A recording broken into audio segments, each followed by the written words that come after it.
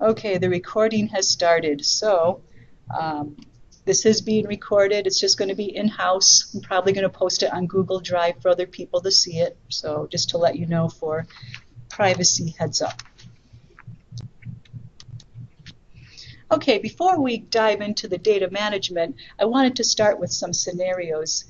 Here we had this professor who is a Stanford University anthropologist by the name of M.N. Srinivas, and he did 20 years of field notes on basically interpersonal relationships in India. He was out in a rural area. Apparently he had some really hard work to do, living in the conditions not quite like what we have here and such, and lots of information that he had to gather. So he had a lot of information through the handwritten notes written on 5,000 note cards, and his original field notes were still in India. Well, take a wild guess what happened to him. What? What's that? What? Close. It was the opposite, firebombed. His office, which was located in the Center for Advanced Study in Behavioral Sciences at Stanford, was firebombed by, I guess, some protesters. So all those years of his work was just literally up in smoke. Well, I mean, he still had his notes in India, but that was a ways away. So all of his work kind of went away. So I wanted to show you this brief video. It's based on fictitious events that have actually happened. I thought this was kind of amusing in a lot of ways. Now, before I show it, you don't have to get hung up on the technical terms necessarily. Just listen to the kind of information that one scientist is trying to request from another and how that interaction is going.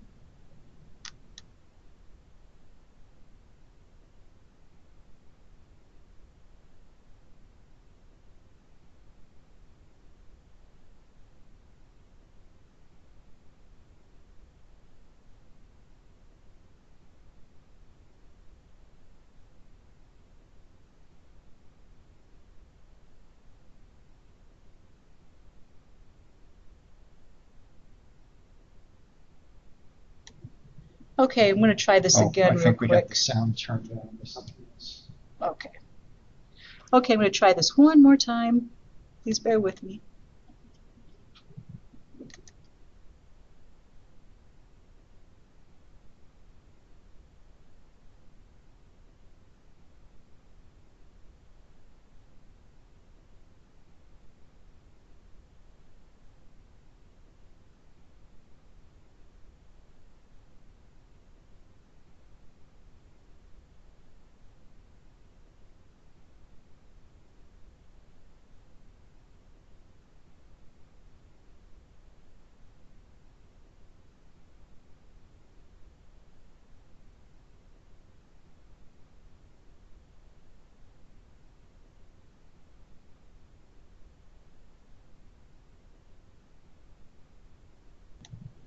Okay, sorry about that technical difficulty. Okay, one more time, and then I'll quit for real this time.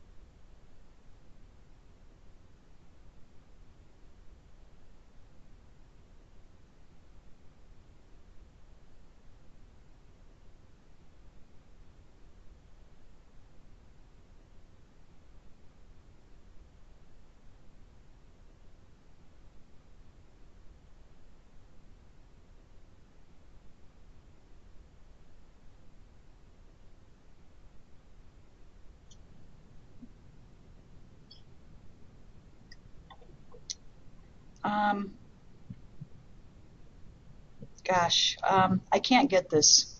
I can't get it, so Okay. I can't get it. So, but anyway, what that was, and I can give you the link to that in my recording notes. What that was I was giving a video recording on an interaction between two scientists who wanted to exchange data.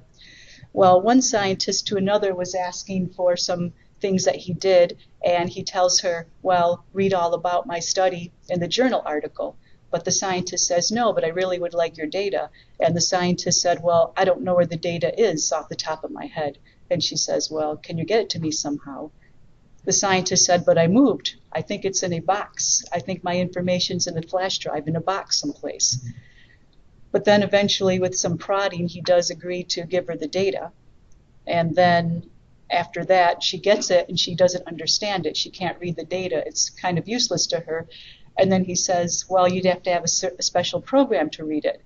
Oh, yeah? Well, what kind, she asks. Well, this one program that no longer is made anymore, but maybe she could get it on eBay someplace.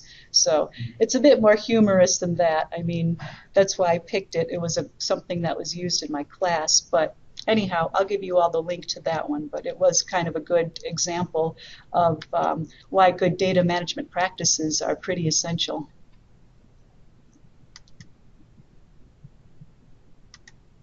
Okay, so today's objective is to define data management and its purpose. Then we're going to identify the roles and rationale of library involvement in data management. So what came up, how did this idea come about for libraries to be working with the scientists and other researchers to collect data and try to organize it? We'll describe a data management plan and its basic components.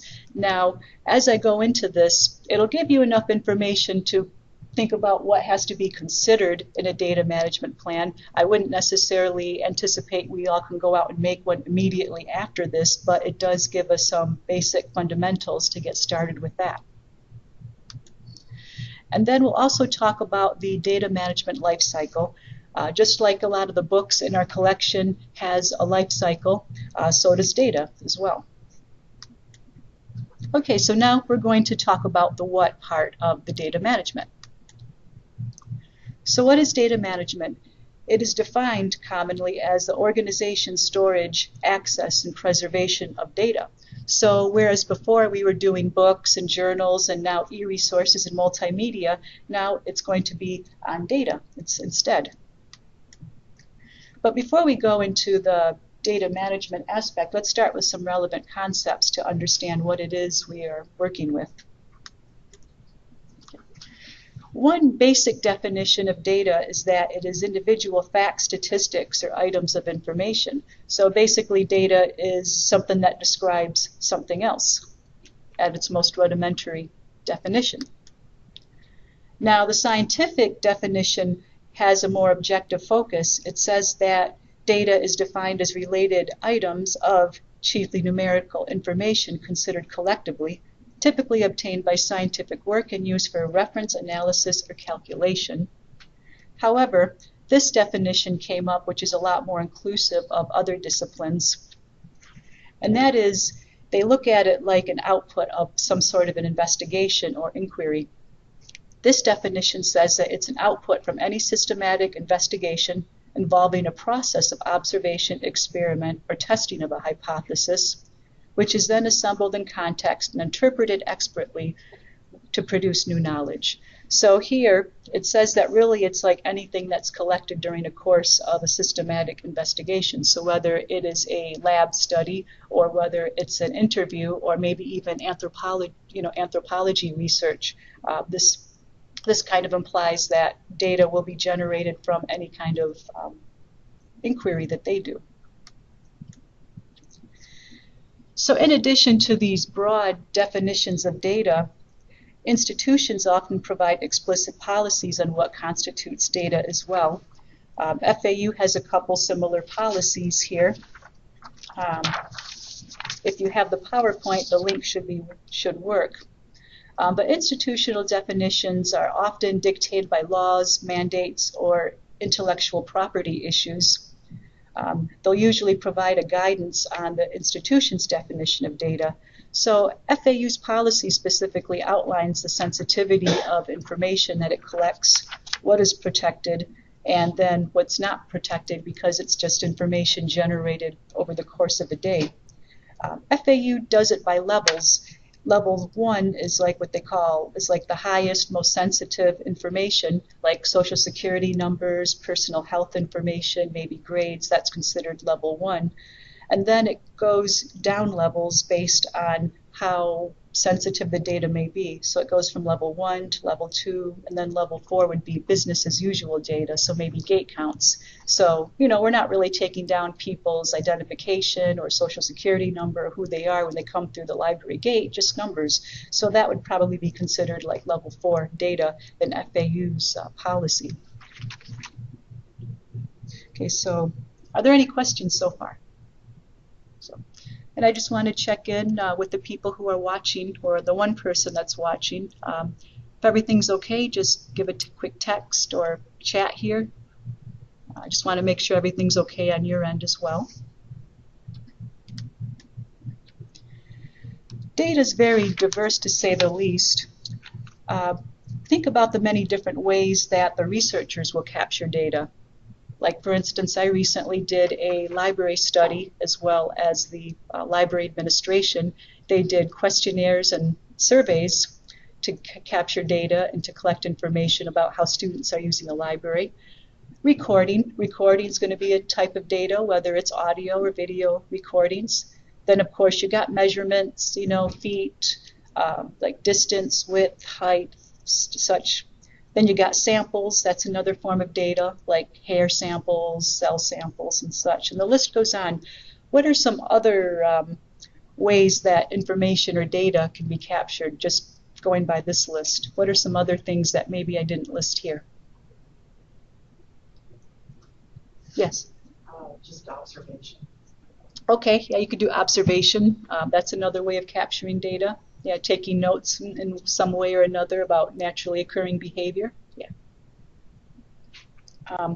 ACRL listed other types of capturing data as hypertext, that is, like, words that are attached or linked to other things online.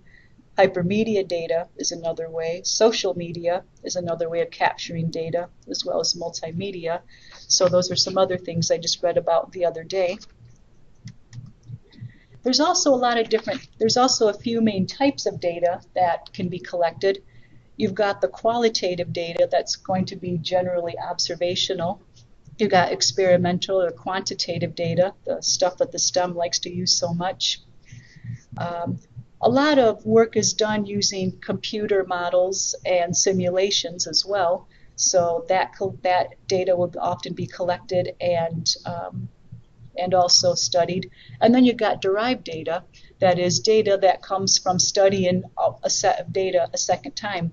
Like when I think about that survey that was recently done on the library, what they did was they collected all the the survey responses and such from people, but then they took it a step further. They didn't just gather it, they then studied it for patterns, averages, maybe associations and such, and those associations and the things they studied from the original set would be considered derived data. Then you've got all kinds of ways to store data. I recently moved house, and I think about all the crazy spaces and shapes and sizes of spaces I have to store things now. And then, of course, things like a helmet, a bike, painting equipment. Well, not artistic painting, but like wall painting. So I got all kinds of stuff to store. Well, data is very similar. As you know, data can be stored in multiple formats. You got GIF, MP3, CSV. Then you got other types of formats that it could be stored in. I found that they usually fall under two broad categories: open data storage and proprietary data storage. How many of you have tried to open a publisher file in using another software? Did it work okay? Okay, heads shake. No, it did not. Well, that's considered a proprietary software. Anything that's stored in that cannot be opened or read unless it's used by the software that created it. So that's considered proprietary software. So Microsoft Word is that type, basically all the Microsoft products. I know that SPSS is definitely a proprietary product. They have a SAV file, and I think it could only be read in SPSS. I'm not aware if it could be read elsewhere. Then you got the open formats like GIF. It could be read; those images could be read in just about any graphic program. MP3, the audio can be heard in any audio program generally. Then you got CSV instead of Excel. You have CSV as tab delimited text. So you got a lot of different formats that are available for storing data, and one good data management practice is to try as much as you can to keep the data stored in an open format so that as many people can read it. I know it's not always possible, like math people use MATLAB, and that's just what they use. That's just what they use for their data. But when feasible, try to go for open formats for data storage.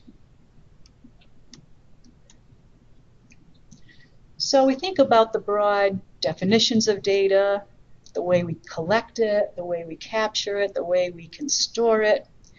Its purposes are also very broad as well. Data will have specific meanings within various subjects. Like, for instance, I was reading about a study, a multidisciplinary study, where geoscientists work with engineers and also oceanographers, and they needed to take temperature. Well, I had no idea, but the engineers just look at temperature like, Fahrenheit's Fahrenheit. But then the biologist said, no, there's many ways of taking temperature. Oh, well, the engineers had no idea. So, temperature says one thing for the engineers, but it says something totally different for the biologist, and they conceptualize it much differently. And a lot of data is created through research, among other things, and its production multiplies rapidly every year. I want to make it cute so that the bunnies kind of, continue, to, be cute and such, but I couldn't make the image quick enough. Just to give you a visualization of how much data is produced and stored, I got this from 2014, so I will admit it's a little dated, but I can say that it does give us a nice graphic representation of how data is expanded over time. In 1986, when all we really had was Apples and such and Macs, there was 2.6 exabytes of data that were stored in the world. That would equate to less than 1 CD per person. So if you imagine all the data being represented by CDs, each of us would have barely 1 CD. Well, then in 1993, it increased to 4 CDs. So, quadrupled there.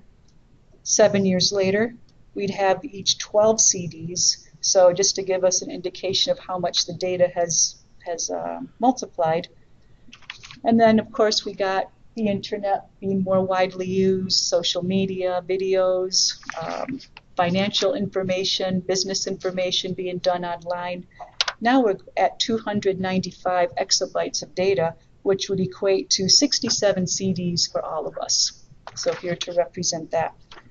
Altogether, if we were to stack having the CDs represent the data that's now available, the CDs would go from the Earth and the Moon and half the distance beyond. So that's how much data exists in the world at that time. Now, I don't know what the current numbers are, but my best guess, I'm going to guess that's at least double and a half. So that's my best guess. So you got all this information floating out there, and just to give you a scope of its purposes, what information does a library routinely report? Think about some things that we usually keep track of over the course of our month or the course of our year. What are some things we keep track of? Books checked out. Okay, we look at the books checked out, circulation stats. Gate count. Gate count. Mm-hmm. Interactions with patrons. Okay, here in instruction and engagement services, we take a count of our interactions with patrons. Mm-hmm. Let's see. What kind of information does government documents usually store or collect over the course of a month? Maggie? Sorry? Okay. Statistics, and also the number we use the small system dilemma.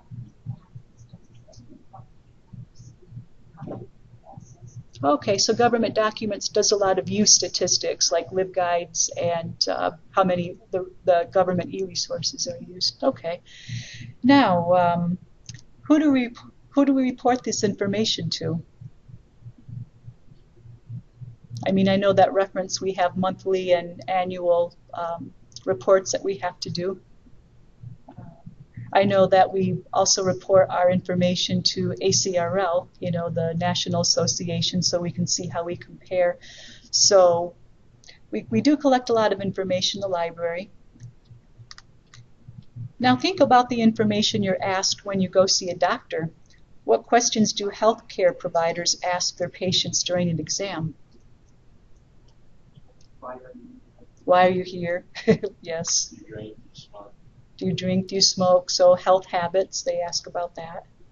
What are your symptoms? Symptoms, height, weight, blood pressure, such. What medications are you on to? Okay, all right. So what purposes are they asking this of us?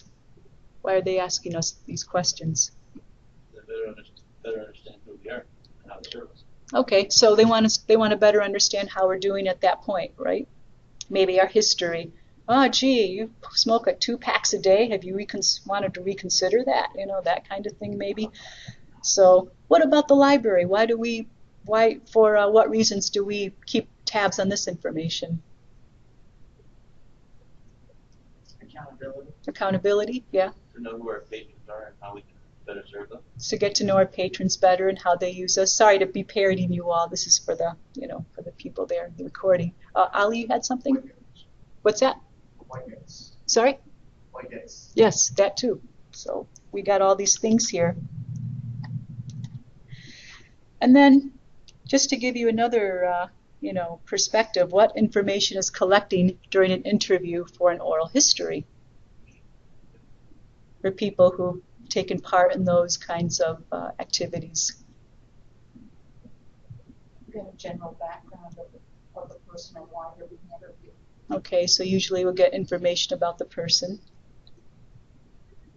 You're also getting the audio, probably. You're recording it somehow, whether you're taking a recording or you're writing handwritten notes or you're entering it into a laptop or device.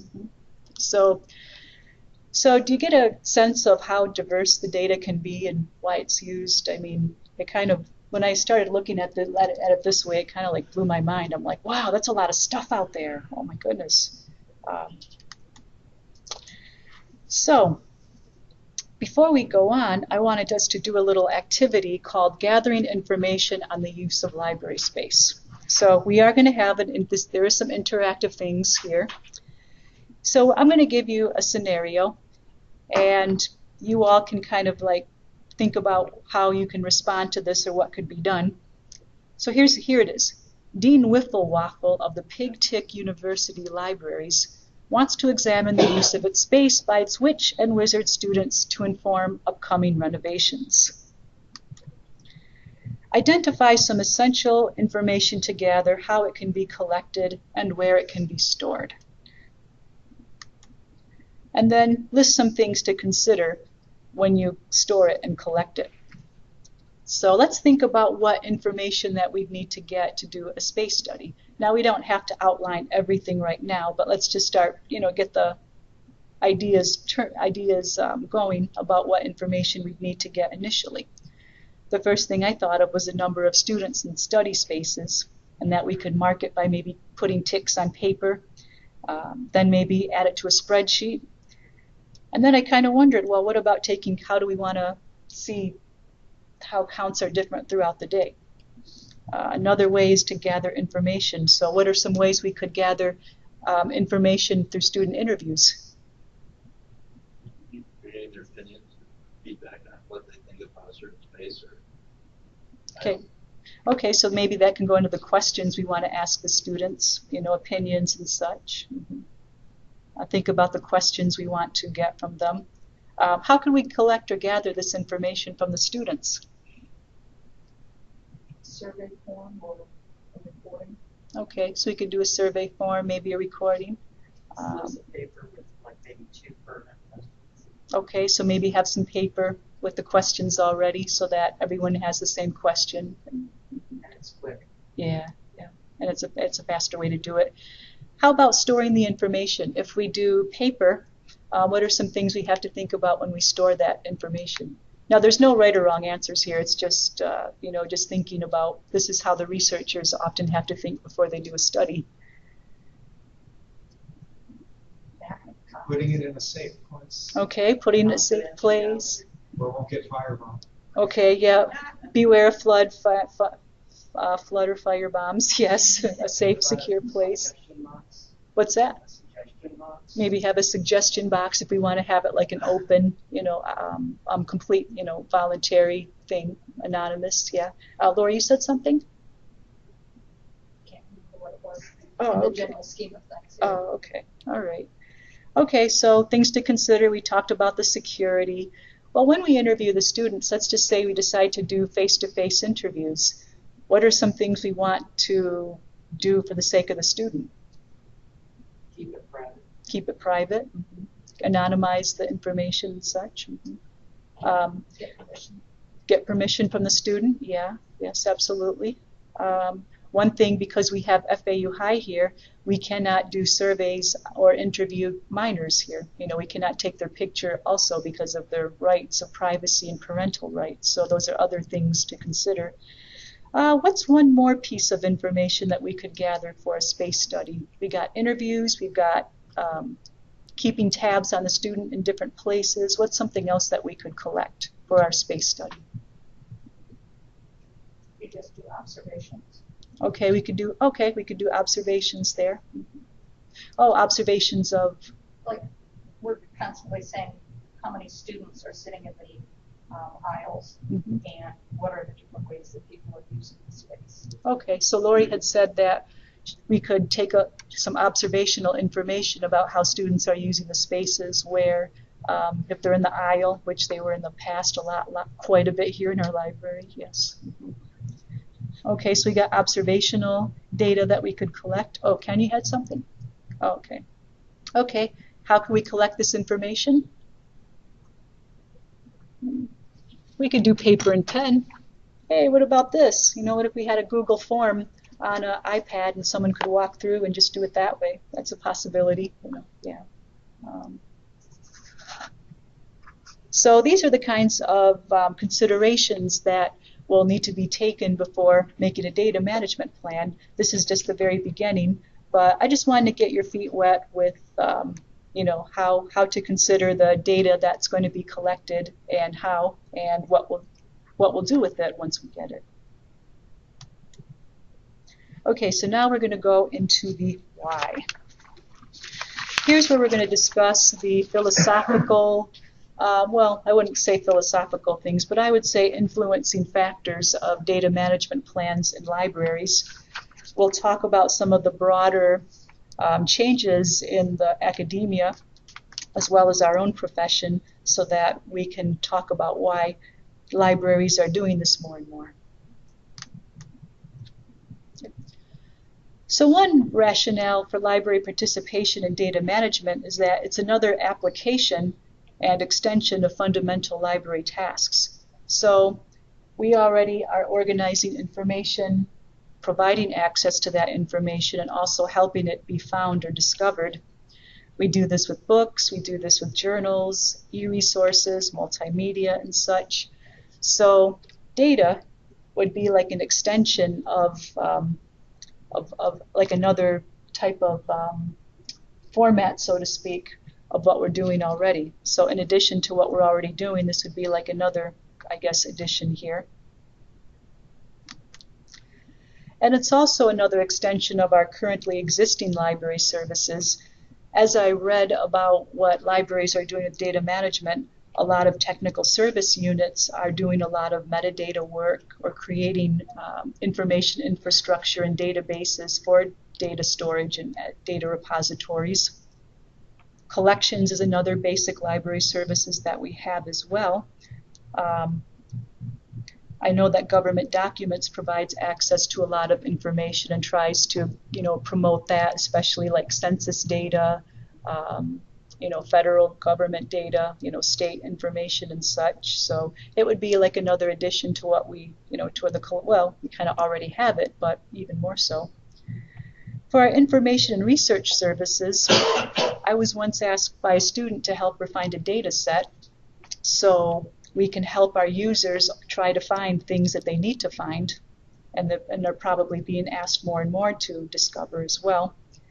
Instruction, hey, we're doing it right now. We are educating ourselves and hopefully students and our faculty and staff about data management on top of information literacy and other types of literacy that's coming about. And then, of course, embedded librarianship when we're involved on Canvas or we're a regular guest lecturer or something like that. So now we're going to step into some things outside of the library that kind of puts our foot in the door with data management. As we know, information is becoming increasingly digitized. So, like for instance, our special collections are becoming more digitized, especially a lot of the things that everybody wants to see and wants prompt access to getting. Then you also have a lot of information being created digitally as well in all, just about all subject areas and disciplines.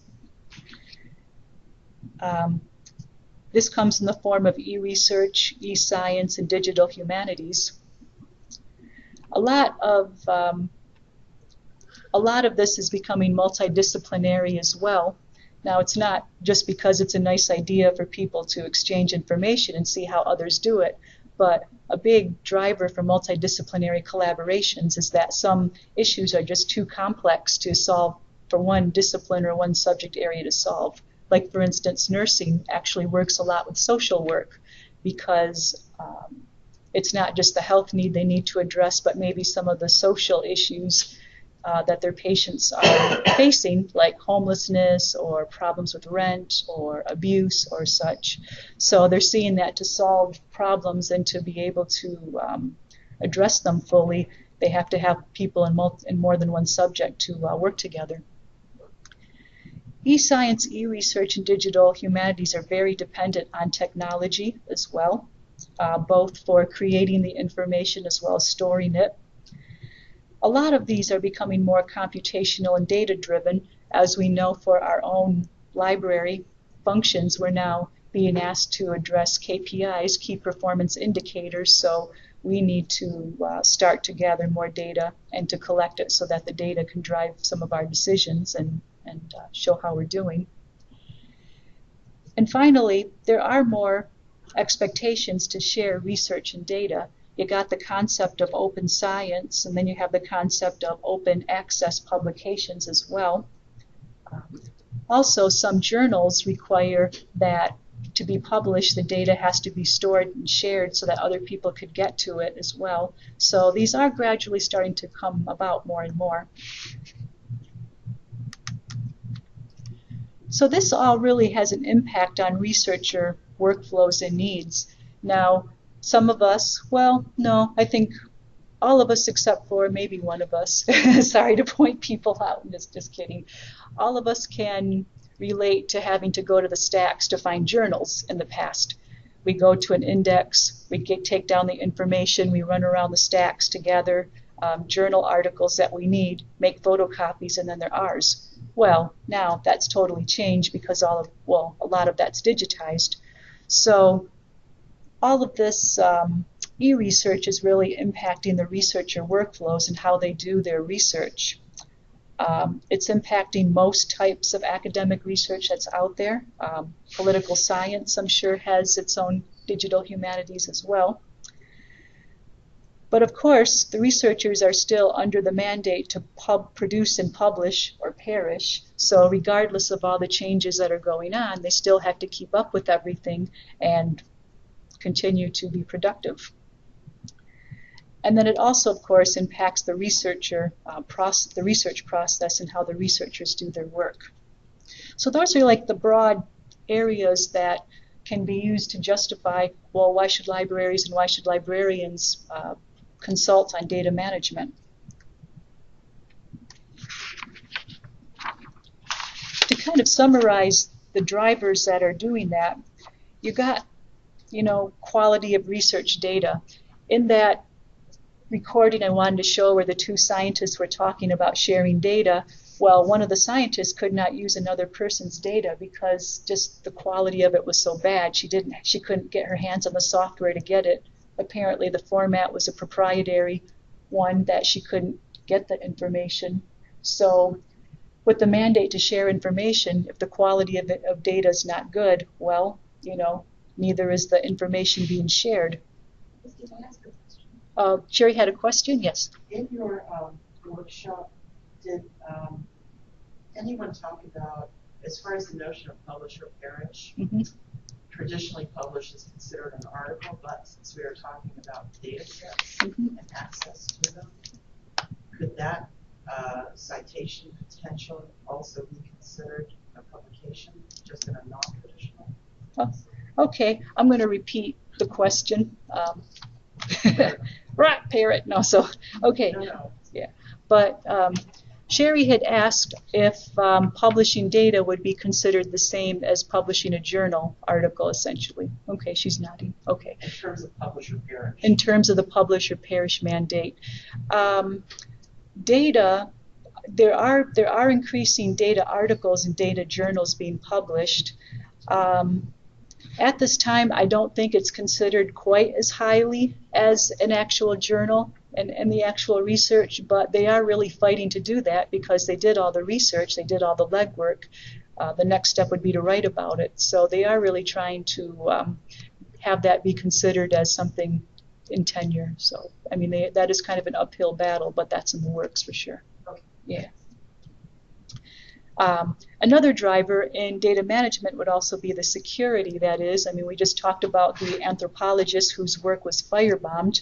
At my alma mater at Michigan State, there was a professor who studied, I think it was otters. He did his whole career on otters, and his office got firebombed by an activist who thought that they were doing the animals a favor. Well, the scientist's research was basically to minimize disease in the otter population and such, and his 30 years of work was pretty much like gone, and he quit. He was just so demoralized. So security is a very important thing. Universities really strive on being open and sharing ideas and such, but a lot of law enforcement, especially federal law enforcement, is very concerned about the openness because other countries, now I don't want to spark any conspiracy theories or anything like that, but the whole cloak and dagger thing is very real, okay? There is spying that goes on and such, and when FBI agents did a survey of university security and labs and such after 9/11, they were appalled. They're like, what? Scientists were like, oh no, well, we want things to be open, and we want people to be able to see what we're doing and such, but the law enforcement had a totally different take. So security is an issue, in terms of competitive intelligence, national intelligence, and so forth. So. And then, of course, we got preservation. We want this data to be available for people to use and maybe study it and validate the findings and such. I put the stars next to the preservation because that's going to be the library's probably strongest and initial role in data management. Then you've got compliance. Researchers have to comply with funder requirements. A lot of grants have requirements for having a data management plan or sharing the data. That's going to be an emerging issue as well. Then you've got sharing, because as I mentioned, a lot of grant agencies, the government is especially getting in on this, wants researchers to share their data, especially if it was funded by them. And then you got the jurisdiction, that is the institutional stakeholders. Librarians can possibly be seen as advisors to how to follow institutional policies and mandates, maybe identify the most recent mandates by the National Science Foundation on doing different things with their data and such. Okay, good question. Sure. So we know that, I believe, my understanding is that some grants from the government require that the articles published when the grant is affecting what is being published, what they're talking about. Yeah. That they be open access. What about the data that's collected that makes up the information for that article? Is that also required to be made open access? Okay, so the question was, since government-funded research often requires the researchers to publish in an open access journal so that everyone can get to it, is it the same for the data? Does that sound about right? Okay, so it, well, it is, you know, they do want them to make it as available as possible, but in cases of personal health information and such, they do allow researchers to put it in what they call a data enclave, which is kind of like access only. Like they'll give you so much information and data, but if you want to get everything, you have to register and get approved and then get access to the data. So I think right now they do want people to increasingly do that, but if they have a lot of sensitive data like personal health information or other identifiers, then they'll store it in, like they may say, okay, it's okay to do it in an enclave. So that's the how it's working so far. So, yeah. And also with regard to compliance, is that looking at compliance of national or international or state laws, or is it looking more at the institutional compliance where each institution sets up its own rules? So is compliance a question of state and federal and local laws or institution? I think it kind of encompasses all of that. You know, I mean, it does encompass, but I think for our particular, where we are, I think it's more institutional. But if it were something more like legal, we would have to defer to University Council on that. So they would be the ones. Just to give you an example of that, back in 2009, I had an angry call from IBM attorneys here on this job. I did. I was doing reference, and an IBM attorney called me and was not very happy because apparently an engineering student in his dissertation included some very sensitive information from IBM. I'm not sure if they were trade secrets or if he got the data through his interactions with IBM or what, but the attorney was not a happy camper, and neither was IBM. And I'm like, uh-oh. Well, I couldn't really do much about that, but refer it to Dr. Miller, who then referred it to University Council. I don't really know what the outcome was that, but all we could do was just steer that to to the University Council, who could address that issue. I wish I knew what the outcome was for that. I really do. That would have been an interesting case study. But I think the compliance has to do with context, though. So where we are, like I think the Division of Research would probably do a lot, be in a much better position to advise on compliance than maybe we would. All right, so next we're going to talk about where the library or librarian enters in terms of data management. So what's it going to look like if the library or librarian gets involved? Now I'm going to give you 4 scenarios, and please keep in mind it's a continuum. I'm not recommending that we're going to go out and do this next week, so please don't be afraid. There's of course, the schools like Harvard, Duke, and Yale are probably going to do all 4 of these things and just do a very full suite of services, whereas a regional state research university is going to have a different emphasis here. So to begin with what it's going to look like for a library to do data management, it could be advising. So as we talked about earlier, we could advise on local policies, and we could also talk about resources as well. Seneca's calling someone. Oh, okay, question. Okay, so, all right. So, so we can advise on policies. We can help the researchers identify their grant requirements for data management. What does the NEH say about data? They do have a very vague statement about managing data and sharing the information. I guess they want to keep it as open as possible, and then as things emerge. We could also advise on best practices for data management. File naming is a big one. That is following a file naming convention that describes the content and the date and other important pieces of information. CDEs are known as common data elements. What that means is if you're doing a particular kind of study, there's certain types of data that you really want to be sure you have.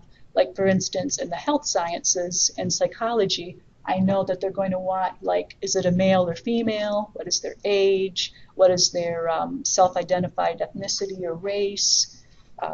Height, weight, such like that. Common data elements are specific to different disciplines. I think that anthropology would probably have a different common data element than the medicine and such, but they would have that. We could also advise on best practices for metadata. What words are we going to assign so that people can find the data? And then also try to advise on privacy and what to do with some sensitive information. We could also advise on the funder requirements, as we mentioned, disciplinary standards. What are the expectations for managing data for sociology as opposed to maybe psychology and such? Then librarians could also promote the data sharing as well. You know, we can encourage them to find repositories, whether it's a disciplinary repository that stores information from the social sciences, or another institutional repository like maybe ours, and also help them identify them so that they could store their information. We could also work in data management in terms of data curation. That is, we could provide secure long-term storage of data at the end of the research. That's one possibility. There are a lot of academic libraries that do provide data that do serve as data repositories and so forth. And of course, to make it, you know, the data available for sharing and reuse. Excuse me. Then, of course, how it would look is we could provide instruction on data literacy. I know that when I was working with the College of Medicine, we did do some instruction with health statistics, but we don't have to quite go that deep if the needs are not quite there. And then we could also provide instruction to students and people on campus on data management. But essentially, whatever it is we do is to promote ethical research conduct and practices as well as effective ones. So, you know, we want to advise, you know, really want to help the scientists out, but we also want to help their research go smoother for them to do ethical research and hopefully to make it as widely available as possible. Okay, so are there any questions about what we've covered so far? Okay. So to connect with researchers for data management, here are some tips that I was reading in the various things that I looked at over the course that I was taking. The first they recommend is to add value and not work. Adherence to a data management plan should not be onerous for the researcher. So we want to do something that helps them and maybe not necessarily add new hurdles for them to do, or, oh man, do I got to do this really? It's going to take another week for me to do this kind of thing. So add value. And to be knowledgeable on the following. So funder requirements, whatever your discipline may be, whatever the grants, the big grants may be for that area, you want to know what these funder requirements are for data sharing and data management. We mentioned the disciplinary standards as something to be aware of as well, and the local policies and resources. Be also knowledgeable about grant cycles. For our information, most are going to be due September through October. In an ideal world, researchers would work on the summer and maybe call us then and say, hey, can you give me some tips on data management? Well, no. What's going to happen is they're probably going to call you on September 11 when the grant is due on September 13 and say, can you please advise me on data management? So just be aware of those cycles and when you may get those kinds of requests. Finally, one tip that was given for connecting with researchers was to be aware of the researcher work cycle. So whether it's lab work, field work, or maybe they're doing textual analyses for their research, just be knowledgeable about how they do their work. Ask them questions. What do they do? What steps do they take and such. And then also they said to be realistic. Now, we've all had a lot of endeavors here in the library that took a little while to take off. We pitched the idea, and then, maybe it took a little while for momentum to build or interest to get there, but, just be realistic about their needs and what they want and so forth. So I wanted to give you a graphic that describes the researcher work cycle. Now, it does look very linear, but keep in mind it's a very iterative process, and steps that if they may be at like a step, they can go back other steps, as well. But this was a work cycle that could describe most of the research that is done. Working with data involves an understanding of the research processes, as I had mentioned, and it's going to start with the idea. That is, maybe they read some things that they were intrigued by, noticed things, maybe they collected some preliminary data at the start of their idea. Then they're going to have their proposal. They're going to flesh out their thesis or their hypothesis or the main research statement here. I'm just curious, this is something I want to ask for Sherry.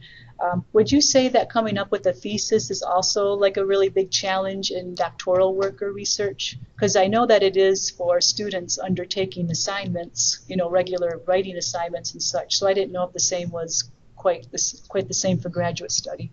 Well, to answer that, I would say it depends on how much you know about what you want to study before you even get to a program. Mm-hmm. The more you know about why you're in it and what you're going to study, the easier things will come in the form of writing a thesis. Okay. So coming up with the topic is really going to be a matter of how much you know about it already, what information you have, and what you know about the program. Okay. So if you know a lot more, then you're going to be at a much better advantage then, right? I would say. Yeah, the pre-work pays off. Okay. Yep. Okay, so pre-work. Okay, so I think we also described it too there. You gotta get a lot of information to get to your proposal point in whatever way you do that. Now, for the traditional grant process, you're going to look for grants, scour the internet, look at the Foundation Center, go to the government sites, foundation sites.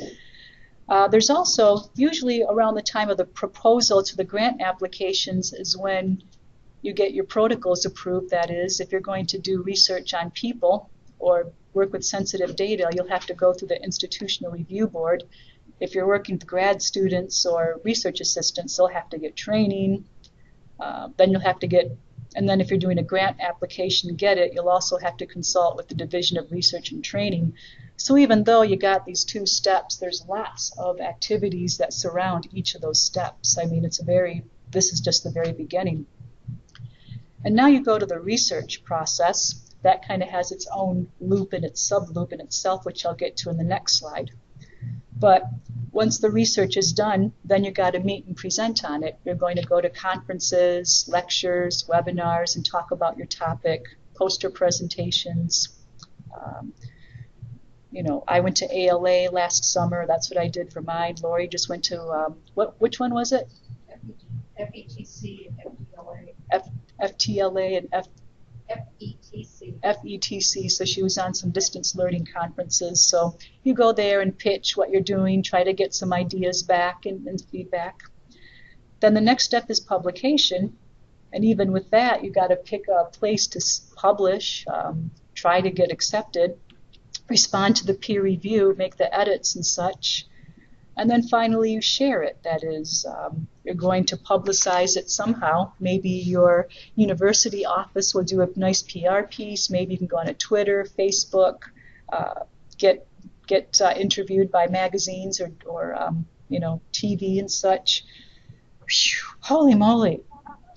Are you tired just looking at this and thinking about it? To the layperson, it would be.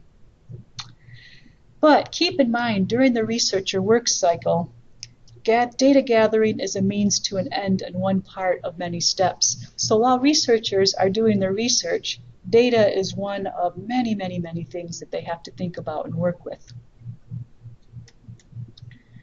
So there's a part 2, and this is like the sub loop for the research cycle, so to speak.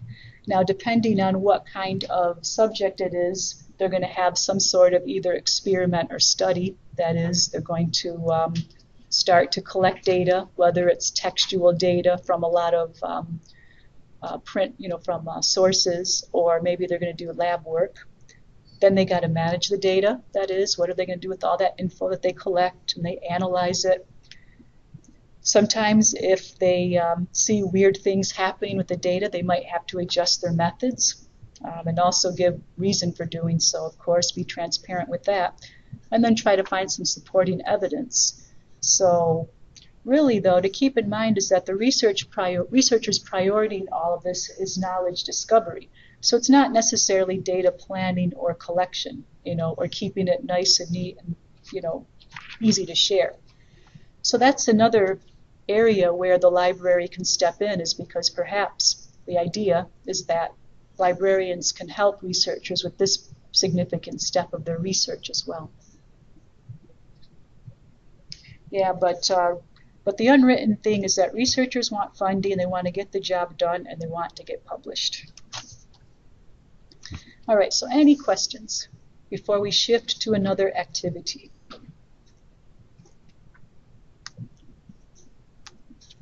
Advising Dr. Wiffle-Waffle. So based on what we've heard already, Dr. Wiffle-Waffle is getting information gathered for his space use study, but he's noticing some issues.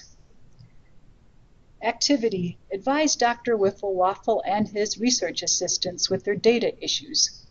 What could be suggested for the following scenarios, and how might these issues affect the study? Scenario 1. A few interviews were done, but each of the RAs asked different questions. What could we say to Dr. Wiffle-Waffle about that based on what we've read and listened to so far? Yes? Standardize the interview questions. Okay, we can standardize the questions. That way they're getting information on the same thing. Here's a second scenario. One RA's interview notes are only on pen and paper, while another made a video recording, and another recorded the student's voice. There's 3 different people? Yeah. I mean, I don't think there's anything wrong with it, because you may have a person who doesn't want to be videoed, but is willing to be verbally answer questions. I think as long as they purposely sign the forms stating why they can't be videoed or. Okay, so maybe it's okay to have more than one way to get interview notes based on the person being interviewed's preferences and privacy. Okay, I mean, ideally, that's one. I'll have it one form, but I mean, obviously, you have individuals who don't like to be recorded or don't want to be on video for whatever reason. I think the main thing would go back to that, keep the questions standard. So the idea is that to have keep the questions standard, but maybe have more than one way to pick up the information for the privacy and preference of the user. Okay, Ali and then Sherry. I think it depends whether the student is a participant or an observer. It would depend? Depends on whether the student are participants or they are observing. Mm-hmm. They are observing or participating, they have privilege to play. Mm-hmm. Direct information. So it's going to depend on how they're getting the information? Or? It depends on their role. Oh, the role. Participants or their observers. Okay, so how the notes are going to be done is going to depend on the participant's role. Okay. Okay. The role they play, whether they are a participant in the interview or they are just a role, they are just an observer on the interview. Oh, I see. So is the information, I'm thinking about, like, is it a participant or the interviewer? I'm sorry. I'm sorry. But basically, from what I understand is it's going to have a lot to do with whether the person's role is the participant or the interviewer. Okay, so it's going to depend on the role of how they'll maybe get the information. Sherry? I just want to say, I also think that as far as there being different questions, Mm-hmm. if it's an interview, then probably it's qualitative research. Mm-hmm. And so one of the flexibilities of that particular design is that you can ask probing questions as you talk to as you speak with each participant. And so it's likely that you won't have the exact same set of questions, because during their interview, people can say something and then kind of follow that avenue, but you can't predict it because the nature of qualitative research is not predictable. So then what was just said was that the qualitative research is a little more flexible based on the interactions and the responses, and that probing questions can kind of come about to get more information, I guess. Yes, Yeah. So it gets back to the issue of standardizing questions. You can have a protocol to follow, and you should, and you have to for compliance, but it may be that you will end up with some participants who, that not all the questions match, that some have more, and participants can decline to answer as well. They do have that right. So qualitative research is a lot more flexible in a lot of respects, and that patrons can choose to answer certain questions or not, and that although a certain set of questions up front can be okay, they can lead to more questions that could give you more valuable information. Okay, so that's probably another consideration, is take a look at the type of research that's being done, its strengths, its weaknesses, its characteristics, and also the roles of the person participating, the person gathering the data. So, okay. Ken and then Maggie. I was just saying, like, it depends on the size of the population. Okay. He's doing research, and then he's going to interview like more like 100 people and 1,000 people. And I would suggest to standardize it as well, that you see the researchers look at the organizing data. Like you can do like survey like on the internet or email, and then you get the information quickly and you could organize these. So a lot of it also may have to do with how many students they want to study, how much information they anticipate gathering. So those are some considerations, and how as you gather the information it could be stored. Then that sounds about right. Okay. So yeah, and then Ali. Qualitative research, your sample size is not relevant. But you have to set. So if you don't standardize your questions, then you run into a problem of answering your research questions that you set out to explore. The questions are different ways, but then you run into a problem of how do you answer what you set out to find. So that's why you have to standardize the questions. You ask everybody the same questions. So then you can thematize, and then from there you can strategize with research conclusion. So one of the benefits of the qualitative research is its flexibility, so that you could explore the different options and explore themes and such. So standardization is not necessarily a necessary thing, or the lack of it doesn't mean it's not robust, I guess. It's not a matter of we think, it's just a matter of how do you structure your ending. The questions are different, and you get different responses. Yeah. But then what is your research question? What are you trying to find? Okay, but also base it all on the research question, though. Whatever it is they do has to be something that collects the data that can address the research question. Which is why qualitative data is not generalized. Yeah, but qualitative data is not your theory general. is based on your own data. It is not a predictive, like it would be with a large sample size, like 100 people. Yeah. So qualitative data is not necessarily predictive, or what was the other word you used?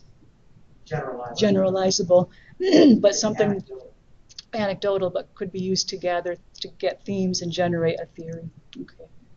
Hey everybody, did you know this much about qualitative research? Thanks to our graduate students for helping us out with that one. So okay, but yeah, a lot of interesting comments did come about methodology, the research question, what kind of data you want to collect, and how to get it done. All right, so final scenario. Research assistant Sniffistrain saved some files on the office PC with names like Sniffistrain 1, Sniffistrain 2, and Pete Tuesday. No one knows what's in them. What are some aspects we could suggest for the file naming conventions here? Well, Well, those are three separate interviews. Participant 1, participant 2, participant 3. Okay, so maybe they could have. So maybe they could have just said participant, 1, 2, like labeled the participant numbers for each interview, maybe, or the files. And then add the date. Obviously, the date would be important, so you know when the interview was done. So. Maybe add a date to it. Yeah. Yeah. Office PC. What do you think about that? Potential policy problems. Might have some issues with privacy, security of the data. Yeah, got to think about that. So, all right. So, I was going to ask about how these issues might affect a study, and I'm going to skip that a bit, but I could probably summarize that maybe the time it takes to get the study, how smooth it goes, their ability to get capture the information and such. So, as you can see, the data management issues can be very, very important for how the research progresses. All right, so for the last section, we're going to go into the how of data management, and we're going to go into what is a data management plan. A data management plan is going to be a written document that describes the data expected to be gathered or generated throughout a research project. So basically, you're making a blueprint of what you're collecting and how. You're going to include a description of how data will be managed, described, analyzed, and stored. And then you're going to describe how it will be shared and preserved at the end of the project. So like I said, it's like a game plan for the information you plan to gather. It sounds a little daunting, but it tends to be not more than a page or 2 pages of the ones that I've read. Now there are some benefits to the data and I will show some examples in a moment of that. So there are some benefits to the researcher, that is, like how it fulfills data plan sharing requirements, if there's any. It will help the researcher standardize the variables and measurements, that is, of what they hope to capture. It also may help them form a workflow and especially consider storage, data entry, and security of the information. For data management planning, we'll also address how the data will be accessible and discovered while the research is being done, that is, to the researchers who are assisting the research assistants, and then to its conclusion. The necessary information about data is identified and documented, so they know up front we're going to save things in a certain format. And then essentially for the research team, they're all going to be on the same page. So those are probably like 6 points that we could pitch to faculty about some of the benefits they may get. In general, for the beauty of it, I guess you could say, it's going to enhance the continuity if the primary investigators or other people leave. People do come and go in academia, so they need to have a way to continue the research if someone leaves and that it can keep going. It's going to ascertain the ownership of data. Now, since we all work for the university, any work that we do that uses university resources and time and facilities is considered work for hire and considered property of the university, generally. And then also it's going to ascertain the stewardship. So this is really important if you have multi-institutions and on a research project. Who's going to be the main keeper or custodian of the data? Is it going to be FIU or FAU if they work on something together? Who's going to be the main people in charge of that and keeping that information? Data can be available for Freedom of Information Act requests or other types of requests for information. Like, for instance, I mentioned the example of the grad student when the IBM council called me and wasn't very happy about their dissertation. So if somebody asks, the data is readily available. Some journals do require data sharing. This is a lot more in the medical and health sciences at this time. One benefit is that it promotes further research. That is, like, people can take that data, maybe they could learn something about the methodology that they might want to try in their own research. Maybe they want to repeat the data analysis to validate the results, or maybe they want to do the study as well. And then it's less complicated to share the information with other people. To go into the components of a data management plan, I'm going to show you the data management life cycle here. Now, there's a lot of data management life cycles out there. Different institutions that teach on data management plan have slightly different models of their data management life cycle. This is probably a really good explanation of a lot of the things I've read so far. So if you see other data management life cycles out there, you don't have to diss them right away. There's not like one standard one.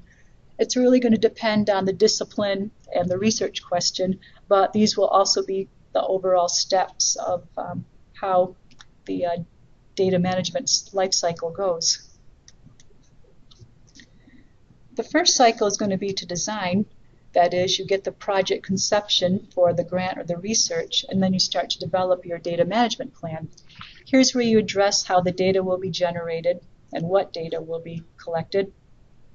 You'll take a look at the data standards that may need to be followed based on your discipline and to identify if common data elements need to be added to your particular research. Then you'll take a look at funding requirements if you do get the grant. You think about who's going to be in charge of managing the data and what people and what technology will be needed to do that. When I did my study on my library use, I needed SPSS. At the time I started the study, we didn't have virtual apps, so I had to go to the computer building to use it at the time. Well, now we have virtual apps, so I was able to use it in my own office. But I did discover, though, the virtual apps aren't as robust as the desktop copies of a particular software program. But luckily, I didn't have to use any advanced features for that.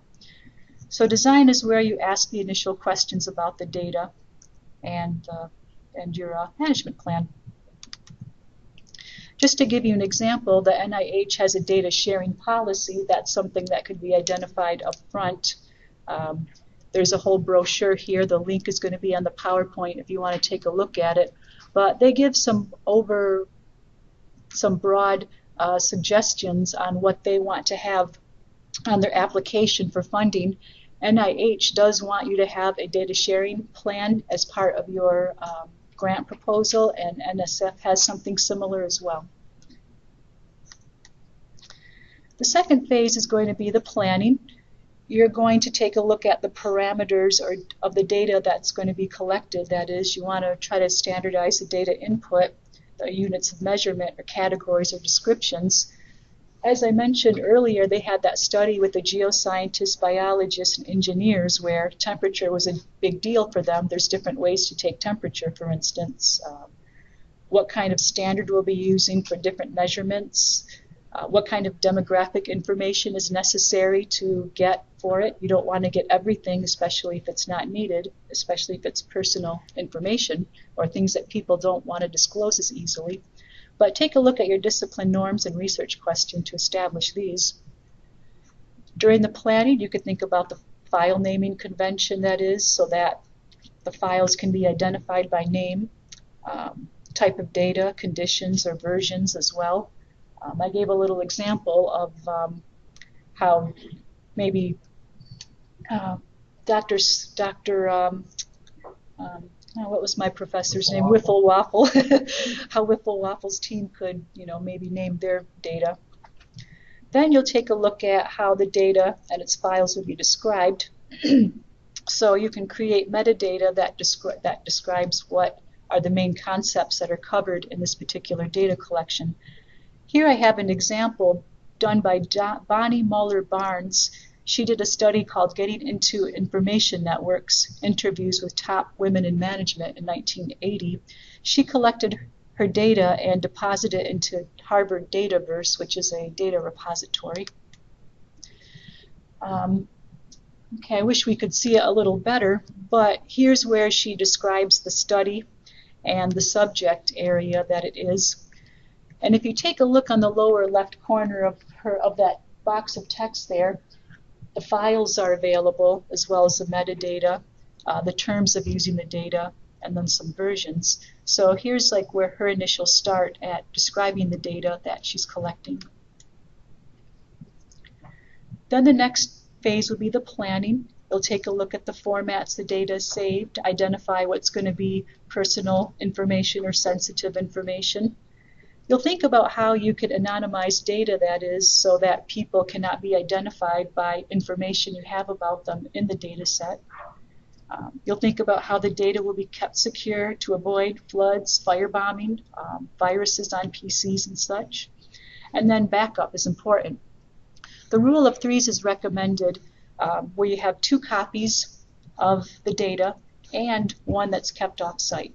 That's kind of a best practice there, the rule of threes for data. Just to give you a quick example of that, in 9/11, a lot of the buildings that were destroyed in the World Trade Center actually were able to get up and running quickly afterward because they had mirror sites in Newark. So they already had like all their information backed up someplace off-site. So they had very minimal disruption to what was a very, very disastrous event. So there's an instance of good backup practice there. In this case, she does go into how she collected her data, and then she specifies how the confidentiality was established here. It looks like she transcribed the tapes herself and then erased them and then gave each participant transcripts of the interviews that she had done. And then she also had some restrictions outlined here because she was identifying female managers and businesses, and she was getting some information about their experiences. Then you collect the data. Here's going to be the time that you're collecting the data. You think about the procedures for gathering it, the workflow. The priority is really to collect the data so it's usable, not just for the research team, but also to other people to store it. Maggie had mentioned the importance of thinking about all the data that has to be collected and considering that for storage, and then also sharing it. And then during that time, you'll analyze the data. You'll take a look at it, you'll summarize it. Maybe you can clean up some of the data you find. I had an open-ended question on my particular library use survey. I asked somebody to describe their major, their secondary major, and they said attack helicopter pilot. Okay, well, I just left it there. I really couldn't use that information, but I did have to take a look at it to make sure the data was coming out right and consistently. So here's an example of that researcher's data inventory that she took. She named all the subjects. She put a little, by numbers numerically here. She does a check on if they had an interview and gives a little note. I guess there are a couple interviews she did where the recording didn't come out very well. And so she wrote that as a note. And then you transform the data. Here's where you think about preserving it. The priority is to communicate the interpretation of the data and then preserve it for record-keeping requirements or further inquiry. So here's where you identify where the original data will be stored, make sure that metadata has been used, and also a plan for data sunsetting, especially sensitive data. Like record keeping, you're required to keep certain records for a certain amount of times, and then you can destroy them. Well, it's very similar for certain types of data as well. And then you can share and publish the data. So here's where the data will be added to an institutional repository or a disciplinary data repository, or the data enclaves that I mentioned that has limited access to the data. You'll think about how the sensitive data may be shared or may not be. And then you just work on the mandates for the data sharing by the publishers. So those are going to be the main areas of the data management lifecycle. Reuse is a step that other researchers may take if they want to reanalyze the data or try to validate the study as well. And if they reuse it, maybe they want to start their own study. So that's why the arrows kind of go back the way they do. Okay, so I just had one more activity where Dr. Wiffle-Waffle was able to kind of steer his research and the saving of it done. And then I asked them what are some steps we could recommend to Dr. Wiffle-Waffle to share his data. So here I just ask people how to share the information that's there, and that's usually help them identify repositories, look at the file formats and the file naming conventions, maybe help him come up with some metadata that he could use so that people could find it. But I do have some further reading and self-study that you could do. There is a lot out there for sure.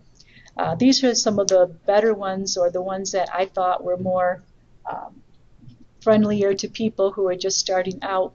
Cornell University has a research data management service that has a glossary of terms. Data One is a site that specializes in advising on data management. They have a lot of really good resources and self-study things. Stanford University had a good data management page as well. And then there's some books and sites that you could take, other books that you could check out as well that we have in our library. And you could also take a look at the work cited as well, so that you can get more information about this particular topic. So I wanted to say thank you all for coming here. I know this was a lot of information. This is the very first time that I presented it, so thank you for your hanging on for the ride. Thank you very much. So are there any final questions or comments before we are finished? Sherry? That was a fine presentation. Thank you, Sherry. I learned a lot. She learned a lot. Okay. Was it daunting? I mean, was it too much information for everybody? Okay. Because it was a very dense course. I mean, it was like taking a 4-credit online course. So I'm thinking, what's going to be most useful for everybody behind, who are just getting on the starting block or looking at the starting block. So I just wanted to communicate enough information so that we have the basics. We know what are the drivers for us to do this, how are other libraries doing it, and how do the researchers work, and what's this life cycle. So I just wanted us to get our feet wet with that. If you're interested, you don't have to answer right now, but I could do another one on mandates as well, and data sharing and institutional repository. So if you're interested in that, let me know, and I could do a part 2 a little later down the road. So That would be great. yeah, so if you want that. So. Okay, well, thank you, Sunghae. Thank you for joining us today. So the PowerPoints are attached. I will be sending a link to the recording to this shortly, as well as the PowerPoints for people who could not attend. But thank you so much for being here. And of course, if you got questions, come back. Thank you. Okay.